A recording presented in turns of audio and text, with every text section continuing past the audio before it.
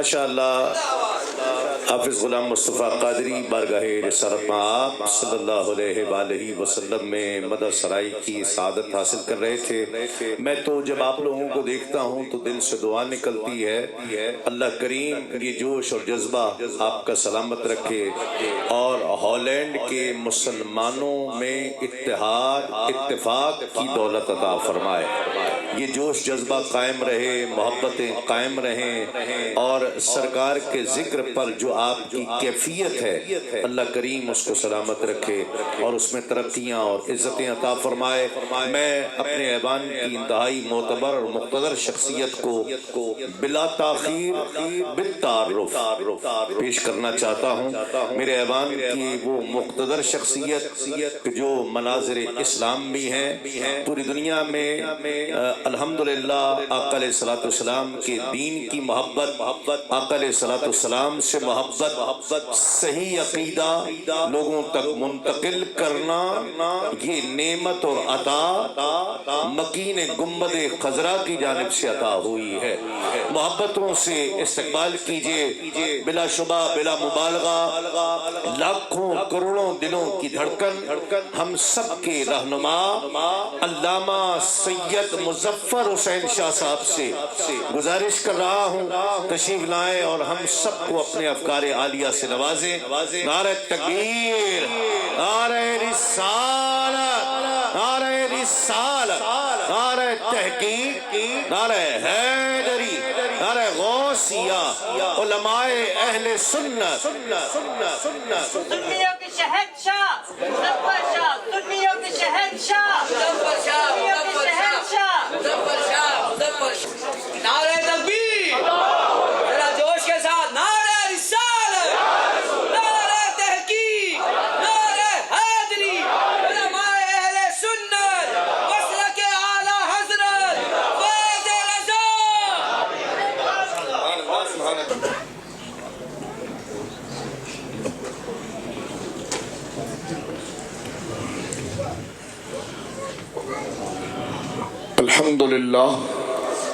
الحمد للہ المبدئ المعید الغنی الحمید، والصلاة والسلام على اشرف الانبیاء خاتم النبیین سید المرسلین شفیع المذنبین سیدنا وحبیبنا نبینا وکریمنا ومولانا محمد صلی اللہ علیہ وسلم عبدہ ورسولہ بالہدى ودین الحق ارسلہ۔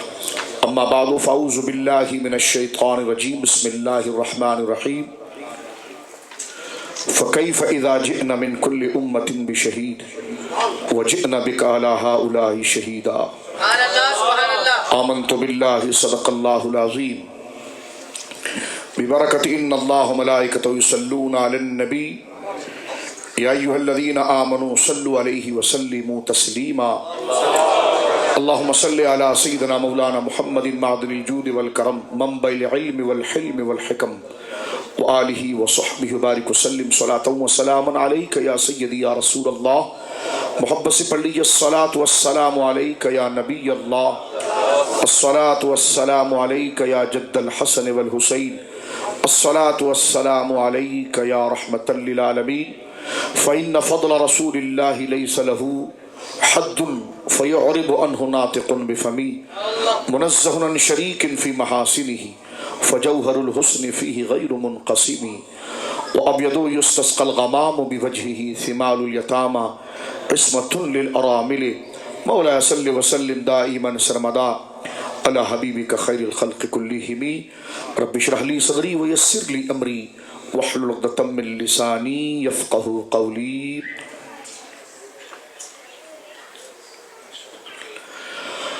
اللہ کی حمد و ثنا، نبی کریم صاحب سے تکریم، باعث تخلیق ارض و سما، صلی اللہ علیہ وعلی آلہ وصحبہ وبارک وسلم کی بارگاہ مقدسہ میں انتہائی محبت و عقیدت کے ساتھ درود و سلام پیش کرنے کے بعد تمام تعریف اللہ وحدہ لا شریک کے لیے ہے۔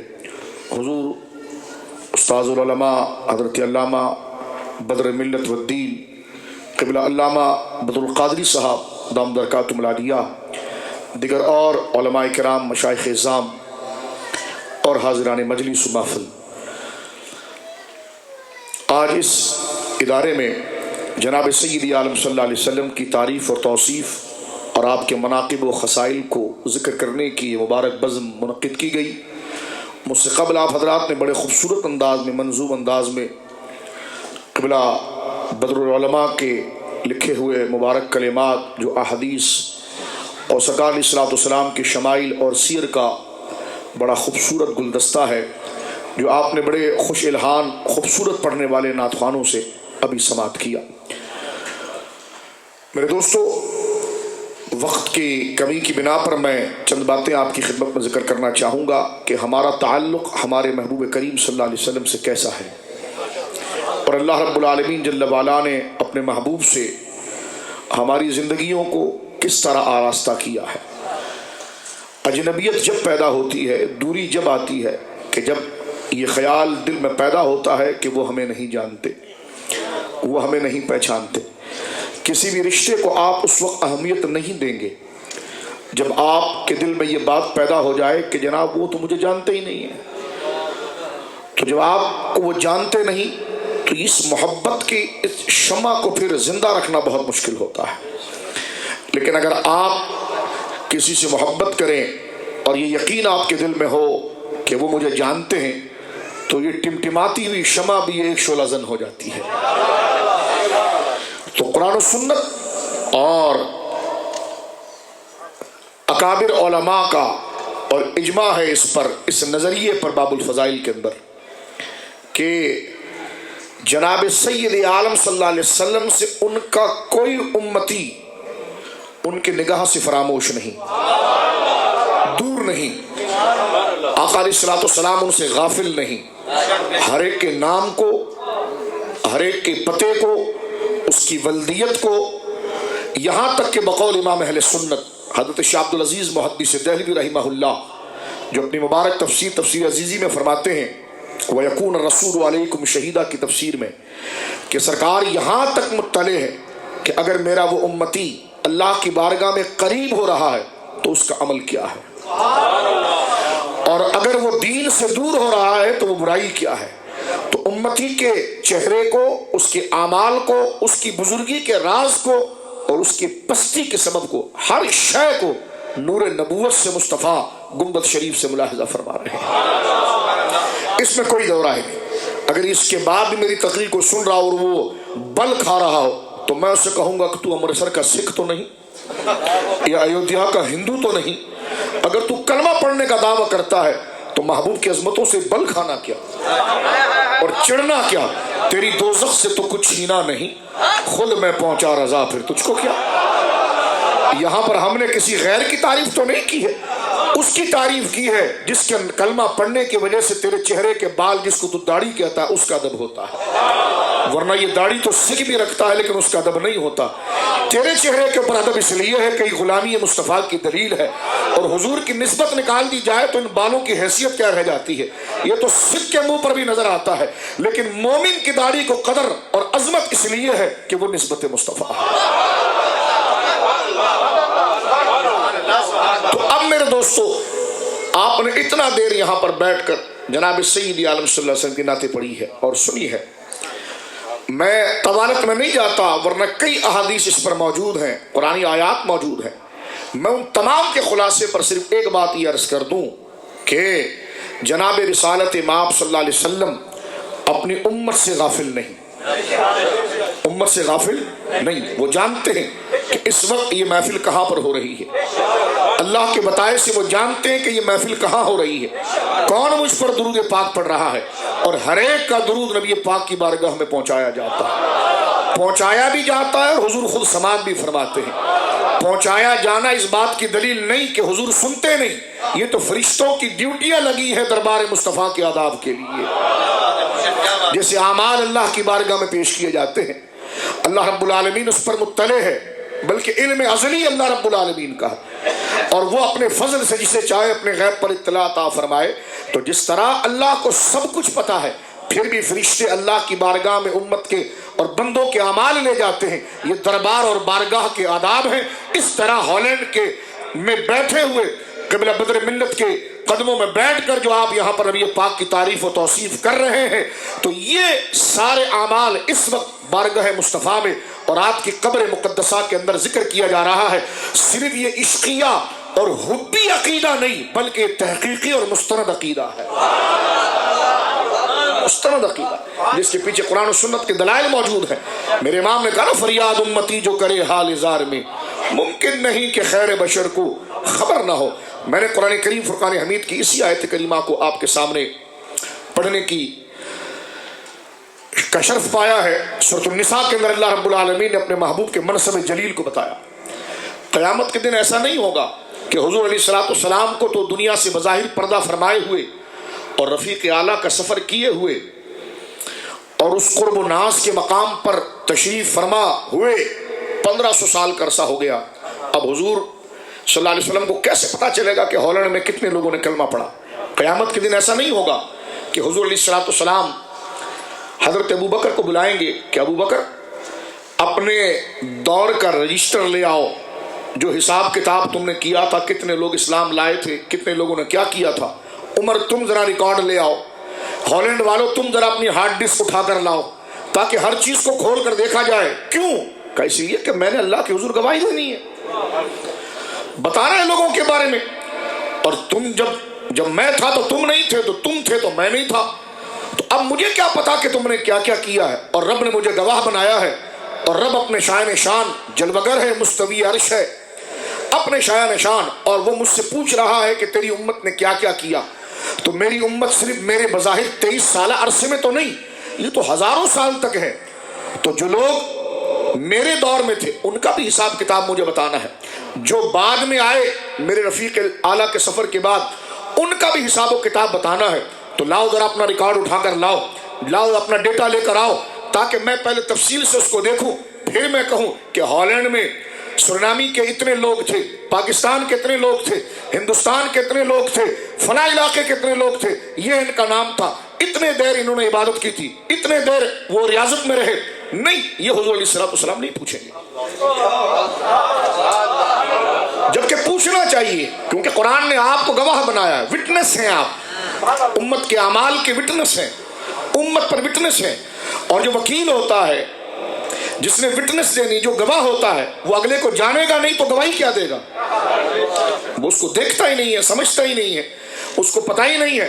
तो ये तो तौहीन अदालत है। दुनिया में भी अगर आप किसी के लिए गवाही देने जाएं और जज आपसे पूछे फला को जानते हो, कहने मैं तो नहीं जानता, तो कहा पहले इसको हथकड़ी लगाओ, इसलिए लगाओ कि इसने तौहीन अदालत की है, इसने अदालत का मजाक उड़ाया है। जब ये उसको जानता ही नहीं है तो गवाही क्या देगा? तो रब्बे करीम ने गवाह मुतलक और शाहिद मुतलक अपनी पूरी खुदाई में जिसको बनाया है, वो प्यारे प्यारे हरे हरे गुंबद में आराम फरमाने वाले प्यारे मुस्तफ़ा सल्लल्लाहु अलैहि वसल्लम।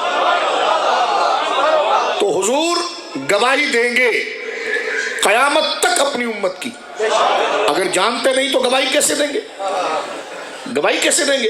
तो वो कह रहे जी पूछ कर देंगे। मैंने कहा शहादत अल शहादत हमारे वहाँ ऐसी भी कमजोर होती है। तो गवाह में जज ने बुलाया, कहा भाई फला को मैं नहीं जानता हूँ, दूसरा बंदा वो जानता है, मुझसे पूछ कर बताता हूँ। कहा दोनों को हथकड़ी लगाओ, क्योंकि जब तू इस इतने बड़े मामले का गवाह बनकर आया है और तू दूसरे से पूछ कर बताएगा तो तू आया कैसा हमारे पास? तो नबी पाक सल्लल्लाहु अलैहि वसल्लम की गवाही शहादत अल शहादत नहीं है, बल्कि मुतलक है।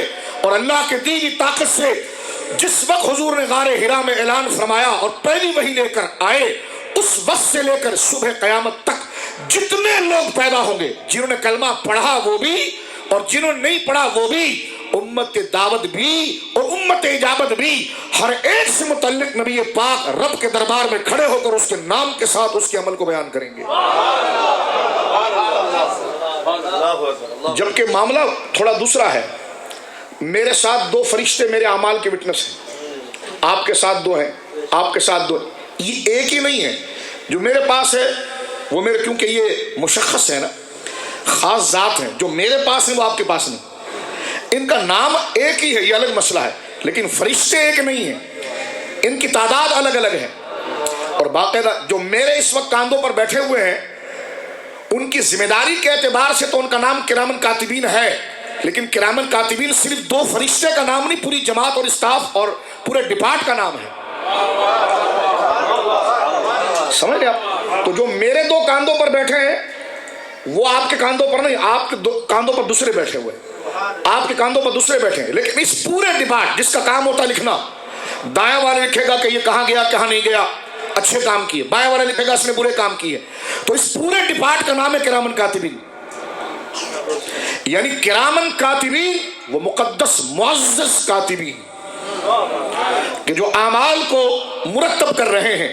میں پوچھتا ہوں نبی پاک اگر ہمیں جانتے نہیں تو ان کو گواہ کیوں بنایا؟ ہر انسان کو کہہ دیا جاتا بھائی قیامت کے دن تمہارے کرامن کاتبین تمہارے آگے کھڑے ہوں گے اور وہ رجسٹر لے کر کھڑے ہوں گے. یا اللہ نام آیا فلاں کا، عبداللہ کو بلاؤ. عبداللہ آیا، ہاں عبداللہ نے کیا کیا پہلے بتاؤ، کتنی اچھائیاں کی. تو دائیں طرف کا فرشتہ اتر کر آئے گا اور رجسٹر کھولے گا. یا اللہ اس نے 60 سال عمر پائی تھی، اتنے سال میں اس کی شادی ہوئی تھی، اتنے نیک کام اس نے کیے، آج اس نے برائی کے کام کیا کیے. تو الٹے ہاتھ کا فرشتہ نیچے اترے گا اور وہ رجسٹر کھولے گا. مولا اس کی عمر اتنی تھی، اتنی عمر اس نے پائی، اتنے اچھے کام کیے، اتنے برے کام کیے. لیکن ہمارے گواہ یہ کرامن کاتبین نہیں بنیں گے، سب سے پہلے مصطفیٰ بنیں گے. جبکہ کلوز نظریہ یہ ہے کہ ہمیں ہمارا فرشتہ جانتا ہے. جب حضور جانتے ہی نہیں معاذ اللہ تو گواہ کیوں بنایا گیا؟ جو جانتا ہے اس کو نہیں بنایا جا رہا، اور جو مدینے میں بیٹھے ہیں ان کو بنایا جا رہا ہے. ایک چھوٹی سی مثال ہے، سمجھ کہتے جی حضور نہیں جانتے. تو میں نے کہا جب حضور نہیں جانتے علیہ باللہ، تیرے یہ فرشتہ تو تجھے جانتے ہیں نا کہ تو گھر میں کیا کرتا ہے، باہر کیا کرتا ہے. ہاں میں نے کہا اللہ نے ان کو گواہ نہیں بنایا. اصلاً گواہی یہ نہیں، اصلاً گواہ حضور ہیں، حضور ہیں. اب یہ تو رب سے پوچھ جا کر بقول تیرے گندے عقیدے کے کہ اگر نبی پاک نہیں جانتے تو بقول تیرے جو جانتا ہے وہ گواہ نہیں بن رہا، اور جس کو تو نہ جاننے والا کہہ رہا ہے وہ گواہ بن رہے ہیں. اور جب تک وہ اپنی آنکھوں کا اشارہ نہ کریں تو تیرے فرشتوں میں بھی جرت نہیں ہے کہ آگے آ کر رجسٹر کھول سکیں. وہ اشارہ کریں گے تو ان کی گواہی آگے چلے گی. کتنا یہ قریبی عقیدہ ہے. اور میں یہاں پر علامہ یوسف نبہانی رحمہ اللہ کے وہ مبارک کلمات پڑھ دینا چاہتا ہوں جو آپ نے شواہد الحق کے اندر نقل فرمائے. ابن تیمیہ کی دھجیاں اڑائی اس خارجی کی، اور بڑا پیارا جملہ لکھا. فرمایا کیسے ہو سکتا ہے کہ امتی مصطفیٰ کریم کو نہ جانے؟ اس لیے مجلسوں میں بیٹھے تو اپنی حرکات و سکنات پر نظر رکھیں. آپ یوں تو ہر وقت رکھنی ہے، مراقبے کی کیفیت ہونی چاہیے، لیکن خاص اس مجلس میں جس میں سارا مجمع یکسوئی کی طرف جا رہا ہو، اس وقت جس طرح مسجد میں آپ کو کہہ دیا جاتا فون سائلنٹ کریں، کسی اور ایکٹیویٹی میں نہ رہیں، اس لیے کہ یہ تمام معاملات مشاہدہ کیا جاتا ہے. اور حضور علیہ السلام ہرے ہرے پیارے پیارے خوشبودار گنبد میں آرام فرمانے والے آمنہ کے لال میرے اور آپ کے آقا جناب سید عالم ہمیں اتنے قریب سے جانتے ہیں کہ علامہ نبہانی رحمہ اللہ نے ابن تیمیہ کے دانت کو کھٹا کرتے ہوئے دلائل کے انبار لگا کر اس کا نتیجہ یہ نکلا کہ حضور اپنی امتی سے اتنے قریب ہیں کہ امتی اگر سڑک پر جا رہا ہو اور اس کے پاؤں میں کانٹا چبھ جائے تکلیف اس کو بعد میں ہوتی ہے، قبر میں مصطفیٰ پہلے محسوس کرتے ہیں.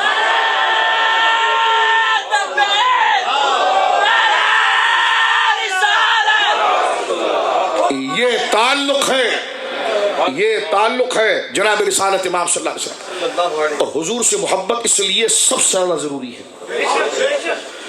کیونکہ ایک تو وہ جانتے ہیں، صرف جاننا کافی نہیں، وہ تمہیں چاہتے بھی ایسی ہیں، وہ چاہتے بھی ایسی ہیں. کیوں حضور کی محبت کو فرض کیا گیا؟ کیونکہ اس کا تقاضا اتنا بڑا ہے، اس کا تقاضا اتنا بڑا، اس کا احسان اتنا بڑا ہے کہ وہ ہمیشہ تمہیں دیکھتے ہیں، تمہیں جانتے ہیں، اور تمہاری ترقی کے لیے دعا گو ہیں، اور تم میں سب سے زیادہ شفیق ہیں.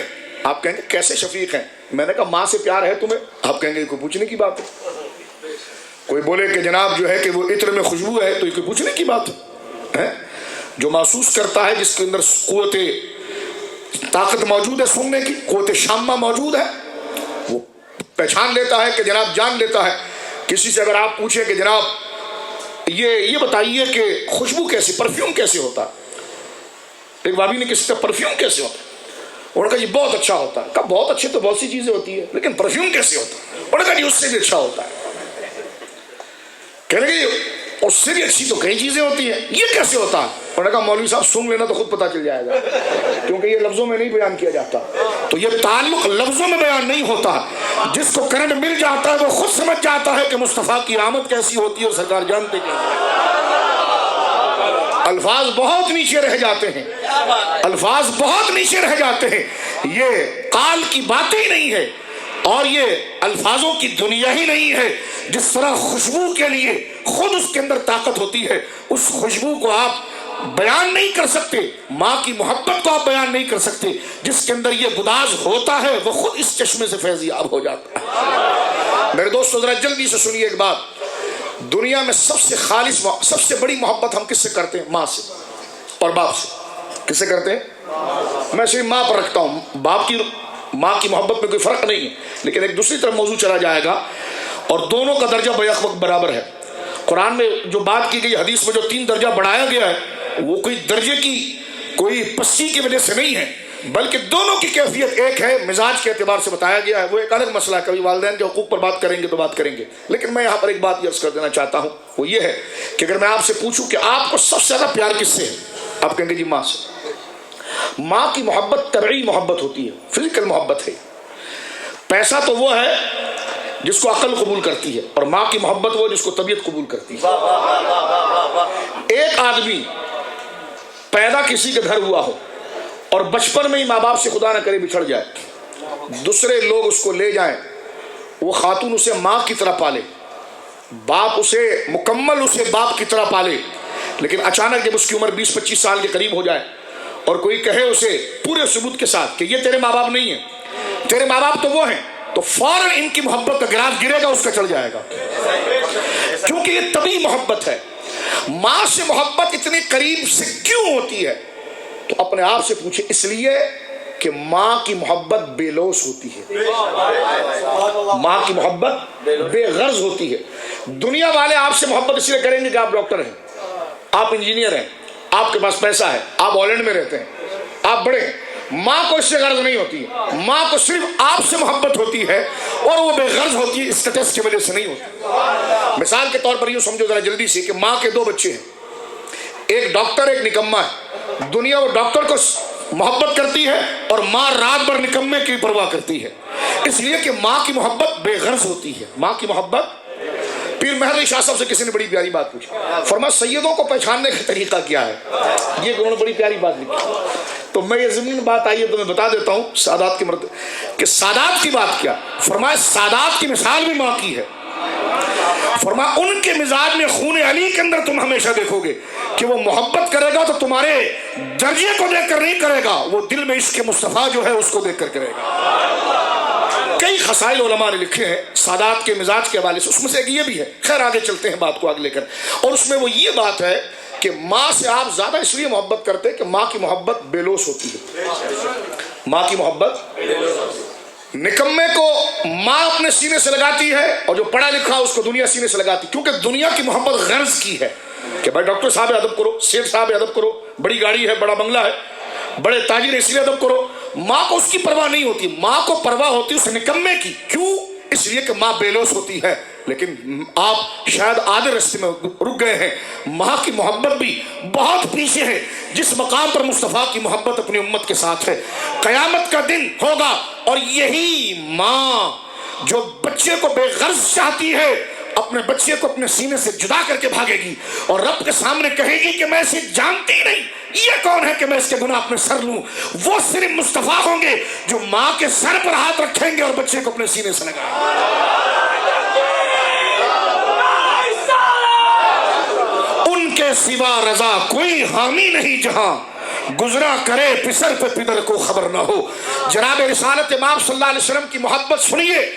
مجھے اور آپ کو حضور کی محبت کے سامنے اپنی گردنوں کو جھکانا طبعی طور پر بھی تقاضا ہے، اس لیے کہ حضور کی محبت جو ہے وہ اس قدر بے غرض ہے کہ ماں بھی تو کسی وقت غرض کھا کر بچے سے بھاگتی ہے، لیکن مصطفیٰ وہ ہے جو دھتکارے ہوئے منہ لگانے کے لائق نہ ہو، ٹکے کی جن کی اوقات نہ ہو، ان کے سامنے کھڑے ہو کر کہتے انا لہا، دور کہاں جا رہے ہو، میں تمہارے لیے ہوں، میں تمہارے لیے. گندے نکمے کمی، میرے امام کہتا ہے گندے نکمے کمی، مہنگے ہیں کوڑی کے تین، کون ہمیں پوچھتا تم پہ کروڑوں درود.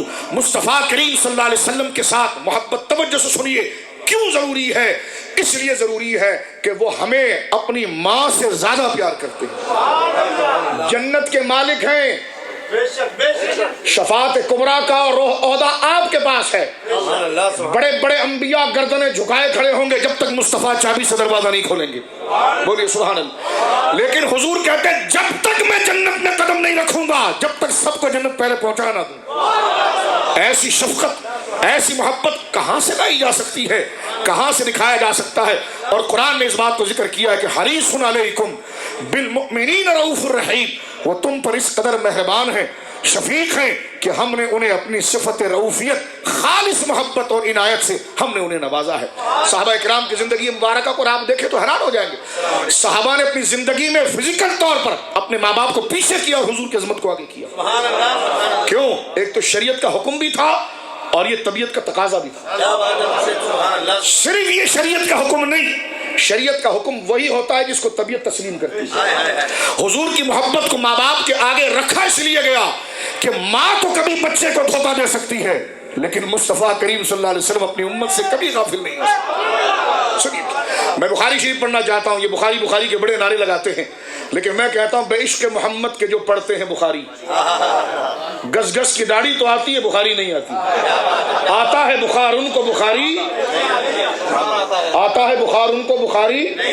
میں نے کہا یہ 24 گھنٹہ آپ آئینے میں دیکھ کر کیوں بال گھسیٹتے ہیں؟ کہنے کے لمبے. میں نے کہا کچھ عشق کو بڑھانے کی بھی فکر کریں, کچھ عشق کو بھی بڑھائیں آپ, کچھ باطن کی تبدیلی کے بارے میں بھی آپ سوچیں.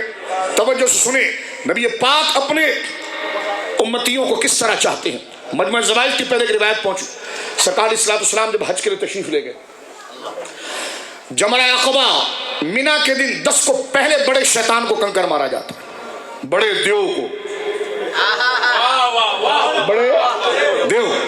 سب 3 دیو ادھر ہیں. دیو تجھ سے خوش ہے تو میں کیا کروں, ہم سے راضی ہے خدا پھر تجھ کو. 3 دیو, 3 شیطان مینا کے اندر کھڑے. آپ حج پر گئے, 10 کو بڑے دیو کو اور 11 کو تینوں کو اور 12 کو بھی تینوں کو, اور جو رات رک گیا تو پھر 13 کو بھی تینوں کو. ٹھیک ہے, ان کے اوقات کے اعتبار سے. اب سنیے میری بات, سرکار دو عالم کیسے کریم ہے. میری مائیں سنیں اور میری بہنیں سنیں, میرے بزرگ سنیں, اور جب درود شریف پڑھیں تو پھر اس کیفیت کو یاد رکھ کر پڑھیں. اگر یہاں پر کیمرہ لگا ہوا ہو نا کہ جناب ایجنسی کے افراد دیکھ رہے ہیں یا جناب کوئی دیکھ رہا ہے تو آپ بالکل ٹک کر بیٹھتے ہیں, تو درود بھی پڑھیں تو اس نیت سے پڑھیں کہ مصطفیٰ دیکھ رہے ہیں. اور یہ حقیقت ہے, اس میں کوئی تصنع نہیں, کوئی بناوٹ نہیں. ابن قیم نے اپنی کتاب الافہام میں اس بات کو لکھا اور لکھ کر وہ خود پھنس گئے. طبرانی سے اس کی تخریج کی کہ نبی پاک فرماتے ہیں کہ میرا کوئی بھی امتی جب مجھ پر درود پڑھتا ہے, میرا کوئی بھی امتی مجھ پر درود پڑھتا ہے تو حضور علیہ السلام فرماتے ہیں اس کی آواز میرے کانوں تک پہنچ جاتی ہے. ما من عبد یصلی علی الا بلغنی صوتہ حیث کان. یہ الفاظ یہ تو بغیر تیاری کے ہم بول رہے ہیں نا, تو اس لیے جو ذہن میں آ رہا آپ کو بتا رہے کہ جناب میرا کوئی ایسا امتی نہیں ہے جو مجھ پر درود پڑھے مگر یہ کہ جب درود پڑھتا ہے تو اس کی آواز میرے کانوں تک آ جاتی ہے, میرے کانوں تک. اور ابو داؤد شریف کے حدیث مبارکہ سرکار فرماتے ہیں کہ جب میں اپنے رب کے پاس ہوتا ہوں تو پھر میری ساری توجہ میرے رب کے پاس ہوتی ہے. فرمایا من صلی علی رد اللہ علی روحی او کما قال علیہ السلام. جب مجھ پر کوئی درود پڑھتا ہے تو رب میری روح کو دوبارہ مجھ پر لوٹاتا ہے اور میں اپنی امتی کو جواب دیتا ہوں, میں اپنی امتی کو جواب دیتا ہوں. اب یہ کہنا کہ حضور قبر میں حیات نہیں اس لیے روح لوٹائی جاتی ہے, میں نے کہا چلو یہ بات تو بعد میں تو مان رہا ہے نا کہ روح دینے کے بعد حضور جان لیتے ہیں کہ ہالینڈ سے سلام آیا ہے, تو مسئلہ حاضر ناظر تو ایسی حل ہو جاتا ہے کہ حضور یہ تو جان لیتے ہیں نا. لیکن میں یہ پوچھنا چاہتا ہوں کہ اگر حضور کی روح کو لوٹایا جاتا ہے تو بڑی پیاری بات محدثین نے لکھی ہے, فرمایا کہ روح کو لوٹایا جاتا ہے کہ مصطفیٰ تیرا امتی نے تجھ پر درود پڑھا ہے, اس کی طرف تو سلام بھیج. تو میں نے کہا حضور پر درود کوئی 1-1 گھنٹے کے بعد تو نہیں پڑھا جاتا, 10-10 گھنٹے کے بعد تو نہیں پڑھا جاتا, 1 منٹ کے بعد تو نہیں پڑھا جاتا, 1 سیکنڈ کے بعد تو نہیں پڑھا جاتا. 1 سیکنڈ سے بھی کم حصے میں پوری دنیا سے کروڑوں دفعہ درود پڑھا جاتا ہے. وہ روح جسم سے نکلتی نہیں ہے کہ لوٹ کر آئے اور ہر دفعہ امتیوں کا سلام کا جواب دیتی رہتی ہے. لیکن اصل تعبیر یہاں پر محدثین نے توجہ کی فرمائی ہے. اب میرے دوستو ذرا جلدی سے سنیے, سرکار جمرہ اخبا پر کنکری مار رہے ہیں. کتنے کریم ہیں اپنی امتیوں کے لیے. بس حضور کو راضی کر لو کسی طریقے سے. صحابہ کرام رضوان اللہ اجمعین کسی دیہاتی کسی ان پڑھ کو پکڑتے اور اس کو آگے کرتے اور وہ کچھ ایسی ادائیں دکھاتا جس سے سرکار کا دریا رحمت جوش میں آتا تو صحابہ اس کے ذریعے اپنی فریاد سرکار کی بارگاہ میں پیش کرتے. بس حضور کو راضی کرنا ہے. ان کے اہل بیت کا ذکر کر کے, ان کے صحابہ کا ذکر کر کے, ان سے محبت کرنے والوں سے محبت اس لیے کرو کہ یہ مصطفیٰ کا غلام ہے. حضور کو راضی کرو. جیسے بادشاہ جا رہا ہو اور بھکاری جب بھیک مانگنے آتے ہیں تو منہ ایسا بناتے ہیں کہ رحیم کو رحم آ جائے اور وہ کرم کر دے. ادائیں ایسی بناؤ تو پھر دیکھو کرم کیسے ہوتا ہے. مجمع زوائد میں علامہ ہیثمی رحمہ اللہ نقل کرتے ہیں کہ سرکار نے جب کنکری ماری بڑے شیطان کو تو پیچھے ایک عورت کی ہسکیوں کی آوازیں آ رہی تھی, سسکیوں کی آوازیں کہ گھٹ گھٹ کے رو رہی تھی. سرکار دو عالم صلی اللہ علیہ وسلم نے آخری کنکری مار کر بڑی بے قراری میں اس طرف چہرہ فرمایا. فرمایا کون رو رہا ہے, یہ کون رو رہا ہے؟ وہ عورت سامنے آئی اور اپنے معذور بچے کو لے کر جس کے منہ سے رال ٹپک رہی تھی اور اس کا سر بھی اپنی جگہ پر نہیں تھا, اس پر مکمل جنون کی کیفیت طاری تھی. اس عورت نے کہا یا رسول اللہ یہ میرا بچہ ہے, یہ اسی حالت میں پیدا ہوا ہے, معذور ہے, اپنے آپ کو سنبھال نہیں سکتا. یا رسول اللہ میں بوڑھی ہو چکی ہوں, کم سے کم اتنا ہو کہ یہ اپنے ستر کا خیال رکھ لیں, اب مجھ سے اس کی خدمت نہیں ہوتی. ماں کا رونا دیکھنا تھا. دریائے مصطفیٰ جوش میں آیا. سرکار نے لمبا سفر کیا تھا مزدلفہ سے, دہن مبارک سوکھ رہا تھا. ایک صحابی سے کہا پانی کا انتظام کرو. وہ کہتے ہیں میں نے پتھر کا پیالہ نکالا اور اس میں ایک گھونٹ پانی دیا. سرکار نے تھوڑا منہ میں لیا اور دوبارہ اس میں کلی فرمائی اس بچے کو پلاؤ.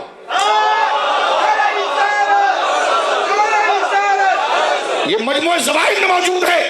فرمایا اس بچے کو پلاؤ. یہ کہہ کر حضور چلے گئے. ساتھ میں دوسری عورت بھی موجود تھی. اس کی ملاقات اس عورت سے کسی بازار میں ہوئی. پوچھا جو نبی پاک نے پانی دیا تھا تیرے بچے کے لیے ہوا کیا؟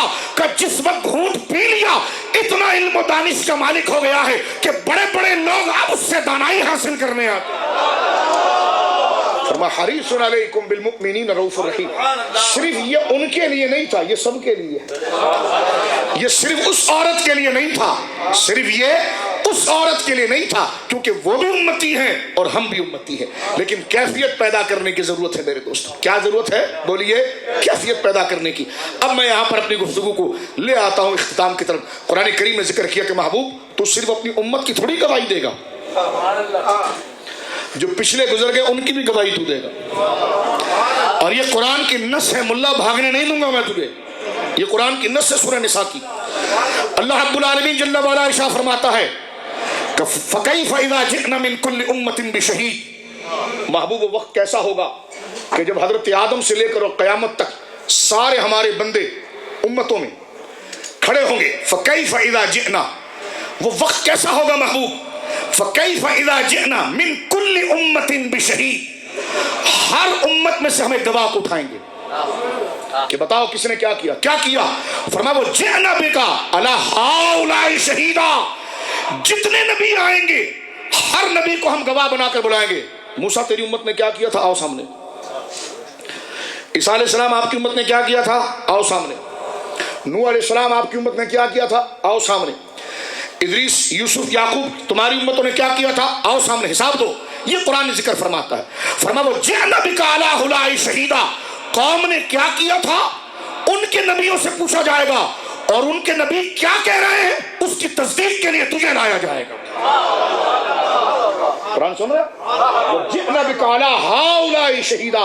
ان تمام گواہوں پر مصطفیٰ تجھے گواہ بنا کر لایا جائے گا. اور وہ حدیث پاک میں کیسا ذرا سنیے. قیامت کا دن ہوگا, یہ جو آپ بیٹھے نا ہالینڈ والے, جو حضور کا کلمہ پڑھنے والے, اللہ اسی پر ہمیں موت عطا فرمائے, یہ سب پہنچیں گے خدا کے سامنے. تو اللہ رب العالمین جل وعلا کے سامنے جب ہوں گے تو اللہ رب العالمین موسیٰ علیہ السلام کی قوم سے پوچھے گا تم نے شرک کیوں کیا, تم نے کفر کیوں کیا, اے ابراہیم کے ماننے والے تم نے کفر کیوں کیا. انہوں نے کہا ہمارے پاس کوئی آیا نہیں تھا, اگر کوئی آتا ہمیں بتاتا یہ غلط کام ہے اچھے کام ہے تو ہم غلط کام کیوں کرتے, ہمارے پاس تو کوئی بھی نہیں آیا. اللہ فرمائے گا تمہارے پاس کوئی بھی نہیں آیا تو پتا چلا کہ پوچھنا نہ جاننے کی دلیل نہیں ہے, پوچھنا اہمیت کے لیے ہوتا ہے. اس پر وابی ایک بکواس کرتا ہے. مسلم شریف میں روایت موجود ہے, سرکار علیہ الصلوۃ والسلام کے ایک صحابی ہیں سرکار ان کے گھر گئے اور سرکار علیہ الصلوۃ والسلام نے دروازے سے کہا السلام علیکم. ایک دفعہ دروازہ کھٹکھٹایا, فرمایا السلام علیکم, جواب نہیں آیا. اور وہ صحابی آ کر دروازے کے پیچھے کھڑے ہو کر آہستہ سے کہتے وعلیکم السلام. سرکار نے پھر دروازے پر دستک دی, السلام علیکم. وہ دروازے کے پیچھے سے کہتے وعلیکم السلام. تیسری دفعہ جب سرکار نے دروازہ کھٹکھٹایا السلام علیکم, انہوں نے آہستہ سے وعلیکم السلام کہا, کیونکہ سرکار کا حکم تھا کہ 3 دفعہ اجازت لو, جواب نہ آئے تو واپس ہو جاؤ. جب واپس ہوئے سرکار دو عالم صلی اللہ علیہ وسلم تو وہ صحابی اندر موجود تھے. وہاں بھی اعتراض کرتا ہے اگر حضور کو علم تھا کہ اندر صحابی ہے تو کھٹکھٹانے کی کیا ضرورت تھی, دروازہ کھول دیتے. حضور کو علم تھا, دروازہ کھول کے صحابی دوڑے ہوئے پیچھے آئے, کہنے کہ حضور جاگ آ رہے گھر میں آئے.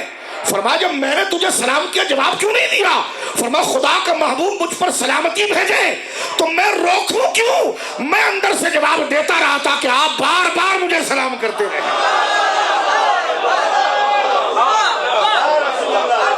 اور دوسری بات یہاں پر یہ ہے, اگر حضور پہلے بولتے دروازہ کھول اندر بیٹھا ہوا ہے, اگر حضور بتا دیتے تو تجھے دروازہ ٹھوکنا کیسے آتا ہے؟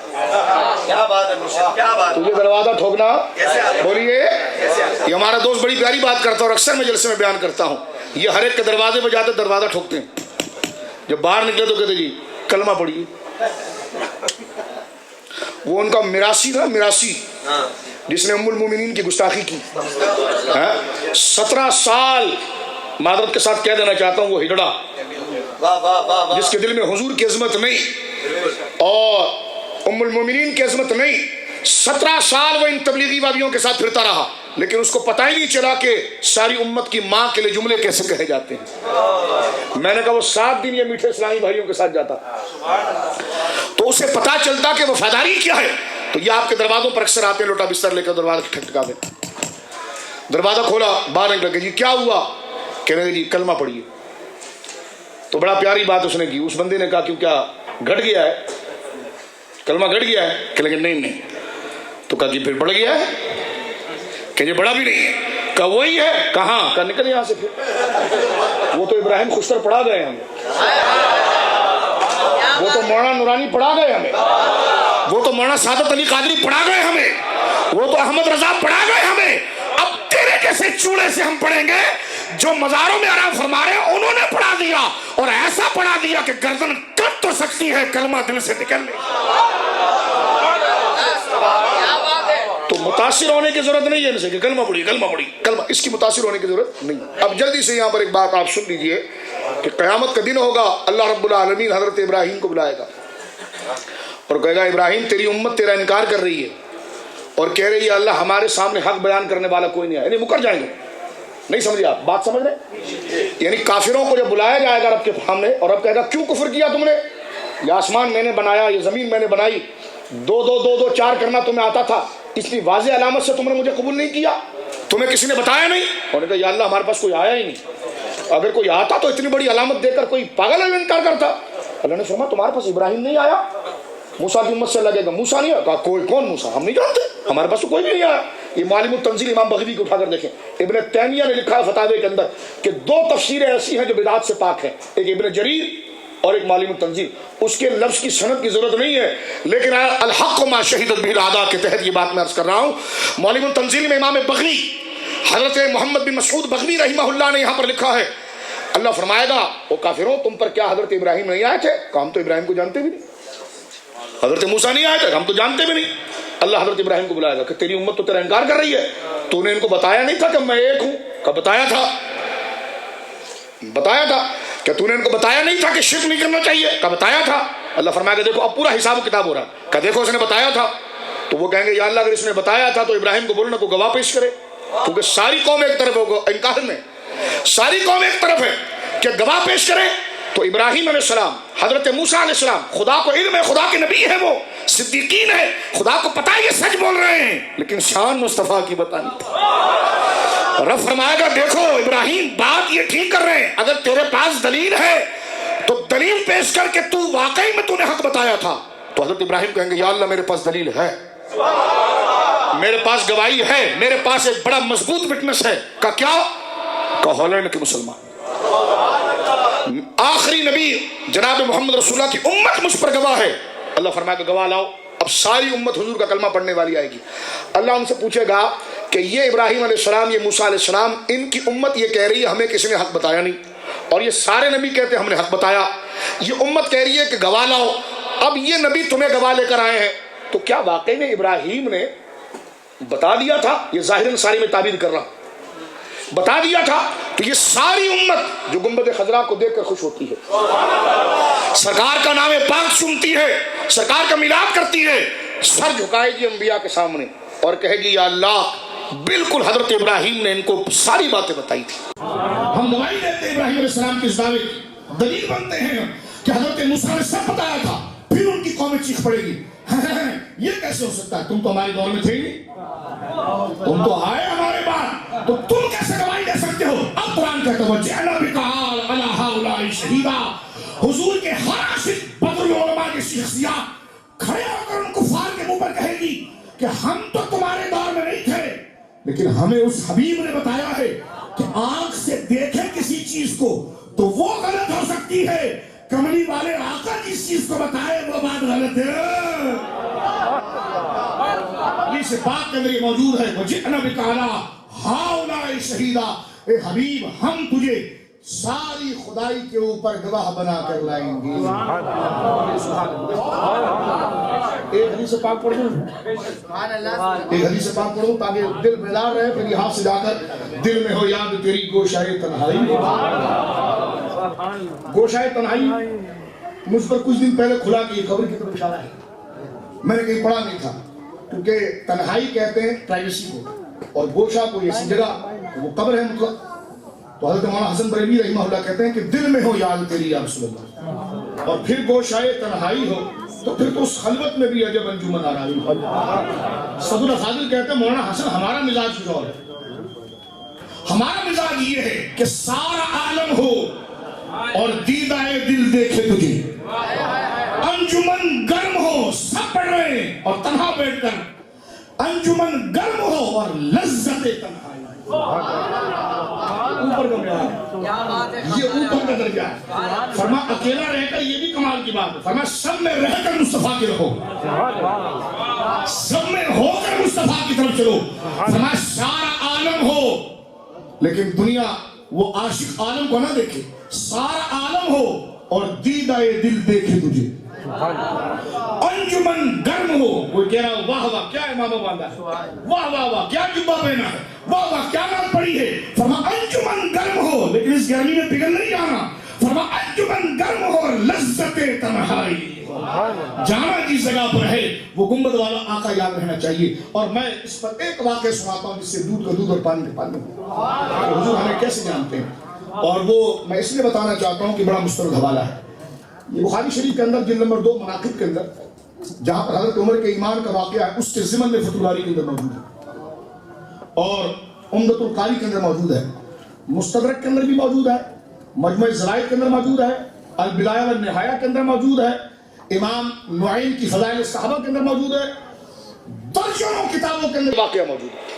یہ کتابوں کے حوالے کوئی آپ کو روم میں لینے کے لیے نہیں بول رہا ہوں، آگے ایک بات کرنی ہے اس لیے میں کرنا ہوں. سنیے، سرکار کے صحابی حضرت سواد ابن قارب، حضرت سواد ابن بولی سواد ابن سنو، یہ یمن کے رہنے والے تھے. انہوں نے ایک جن کو مسخر کیا تھا، جن کو انہوں نے جنات کو تابع کیا تھا. بکریوں کا کاروبار تھا ان کا. اب مختلف واقعات ان کے ملتے ہیں، میں ان تمام ذخیرہ کو ملا کر ایک واقعہ بنا کر بیان کرنا چاہتا ہوں. حضرت عمر کا دور خلافت تھا. کس کا؟ اردو سمجھ رہے ہو؟ سمجھ رہے ہو؟ جو سمجھ رہا ہے وہ اپنی زبان میں ان کو ضرور سمجھائے. اس لیے نہیں کہ میں بول رہا ہوں، اس لیے کہ اس کو جس نے سن لیا وہ عاشق بغیر بنے رہ ہی نہیں سکتا. ہاں، ہم کبھی اپنی لائبریری میں پڑھتے ہیں تو زمین پر ایسے لوٹتے ہیں، پھر ادھر سے ادھر جاتے ہیں، ادھر سے ادھر جاتے ہیں. اس واقعے کو آپ 10 دفعہ سنیں تو وہ قرب کی منازل طے ہوتی ہیں. دل سے پردے ہٹتے ہیں تو خالی کر یہ دل کا گھر مدینہ آنے والا ہے. غبار خاک طیبہ کس قدر پر نور ہے اختر، تنی ہے نور کی چادر مدینہ آنے والا ہے. حضرت سواد ابن قارب، کیا نام ہے؟ سواد ابن قارب سین واو الف دال سواد با نون بن قاف بڑا الف را با سواد ابن قارب. جلدی سے سنو, یہ سرکار کے بڑے جل و قدر صحابی ہیں اور یمن کے رہنے والے. کہاں کے رہنے والے ہیں؟ یمن کے رہنے والے. میں نے یہ حوالہ 10 سال پہلے پڑھا ہے. اس کے بعد اللہ کا فضل ہے, ایک ایک کتاب اٹھاتے اس میں ایک ایک بات نئی نئی ملتی چلی جاتی ہے.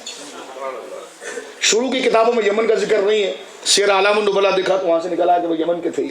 اب سنیں میرے دوستو, یہ یمن کے صحابی ہیں. سرکار کا وصال پاک ہو گیا, پردہ فرمایا حضور نے دنیا سے. حضرت فاروق اعظم حضرت ابو بکر کا دور خلافت آیا 2 سال. اس کے بعد دور خلافت آیا حضرت فاروق اعظم کا. فاروق اعظم بہت حساس اور بیدار بادشاہ تھے. سبحان اللہ سبحان وہ سوتے نہیں رہتے تھے, بلکہ ان کے جسم کا گوشت بھی گر گیا تھا ان کی مصروفیت کی وجہ سے. وہ اتنے بیدار اور مصروف خلیفہ تھے کہ 22 لاکھ مربع میل پر ان کی نظر تھی. تقریباً 3 بر اعظموں تک اسلام کو پہنچایا. کہنے والوں میں ایک بات یہ بھی ہے کہ حضرت عمر کا میں نے ذکر کرنا تھا, اس لیے میں حدیث پڑھ رہا ہوں آخر, کیونکہ حضرت عبداللہ بن مسعود فرماتے ہیں جب تمہاری محفلوں میں بوریت ہونے لگے اور تمہاری محفلوں میں مزہ نہ آئے تو فاروق اعظم کا ذکر شروع کرو. فاروق اعظم کا ذکر شروع کرو. اور یہ بات طبرانی اوسط کے اندر موجود ہے. حضرت عبداللہ ابن مسعود بدری صحابی ہیں. کون ہے؟ بدری صاحب. اور ایمان لانے میں حضرت عمر سے بہت پہلے ہیں, لیکن جو بزرگی حضرت عمر کو مل گئی نا, تو عبداللہ ابن مسعود حضرت عمر کو اپنا مرشد کہتے ہیں. اور شاہ ولی اللہ نے اذانۃ الخفا میں لکھا کہ حضرت عبداللہ بن مسعود کہتے ہیں, یہ مرشد کو دیکھنا, مرشد دا دیدار باہو. اب اس سے کیا ہوتا ہے, حضرت فاروق اعظم اپنی مجلس میں بیٹھے ہوئے تھے, بدری صحابی حضرت عبداللہ بن مسعود, ان کی کیا شان بتاؤں. حضرت موسیٰ شعی کہتے ہیں کہ میں یمن کا رہنے والا تھا, میں اپنے بھائی کے ساتھ جب مدینے آیا اسلام قبول کرنے, تو میں نے عبداللہ بن بخاری میں موجود عبداللہ بن مسعود کو حضور کے گھر میں آنا جانا اتنا دیکھا, ان کی والدہ کا اور ان کا, کہ میں کہتا تھا کہ شاید ابن مسعود اہل بیت میں سے ہیں.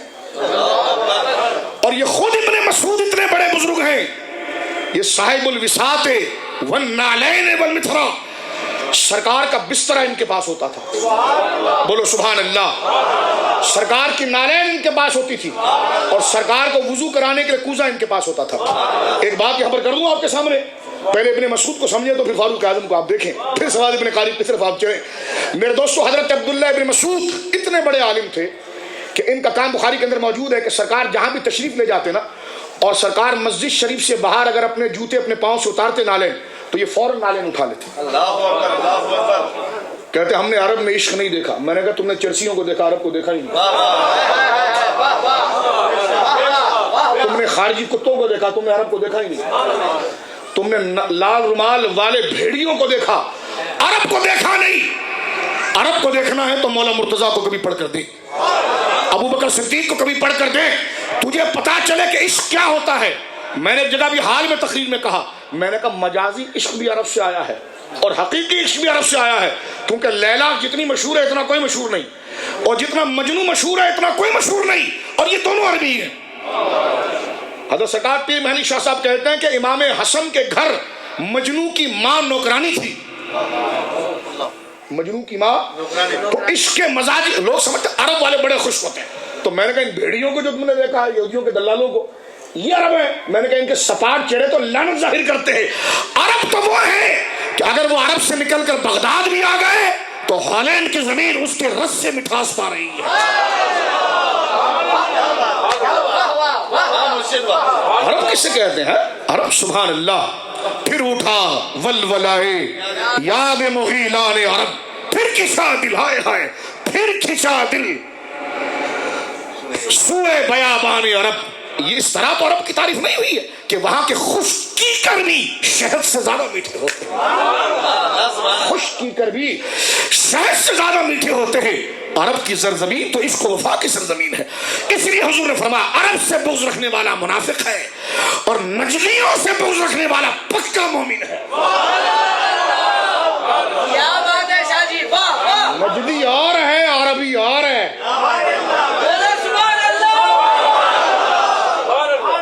سنو میرے دوستو, حضرت عبداللہ ابن مسعود رضی اللہ, سرکار جہاں پر جوتے اتارتے نالین مبارک, بولو سبحان اللہ, نالین مبارک میں سرکار اتارتے. حضرت عبداللہ ابن مسعود عربی, اٹھایا نالین, ایک کو اس آستین میں ڈالا یوں اندر، ہے دماغ میں آ رہا ہے تو چہرے بیگانے نہیں ہونے چاہیے، اس عظمت پر سبحان اللہ منہ سے نکلنا چاہیے، کیونکہ کچھ ایکسرسائز کی ایکٹیویٹی دکھاؤ گے تو عشق اندر سے بیدار ہوگا۔ اندر سب کچھ ہے لیکن کچھ محنت کرنی ہے آپ کو، اندر سب کچھ ہوتا ہے، محنت کرنی پڑتی ہے آپ کو، اس محنت سے فضول چیز ضائع ہو جاتی ہے، فضول چیزیں ضائع ہو جاتی ہیں، اور جو اصل چیز ہے وہ اعصاب کے لیے مضبوطی کا باعث بن جاتی ہے۔ سنو میرے دوستو، جناب حضرت عبداللہ مسعود سرکار کے ایک نالین کو اس جگہ ڈالتے ہیں اور ایک کو اس جگہ ڈالتے ہیں، اور پھر اس کو ایک کو یہاں اور ایک کو یہاں رکھ کے سینے پر رکھ کر سرکار کے سامنے بیٹھ جاتے تھے۔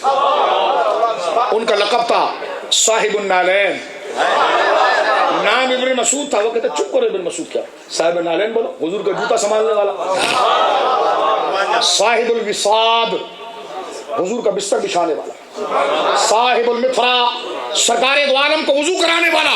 اور اس پر ایک بات سنیں، یہ کوفے میں رہے نا، کوفے میں رہے، کوفے کے ایک بہت بڑے محدث ہمارے امام حضرت علقمہ، وہ گئے جناب ملک شام۔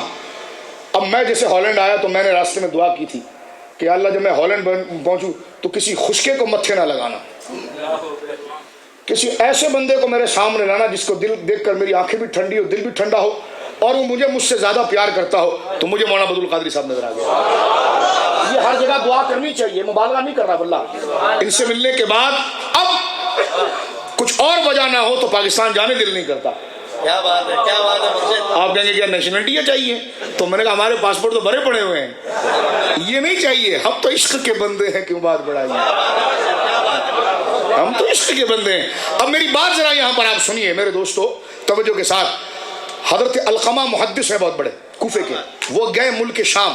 سیر اعلام النبلاء میں ذہبی نے بڑی پیاری بات لکھی، تھا بڑے چوڑے کا شاگرد لیکن کرن تھا اس میں۔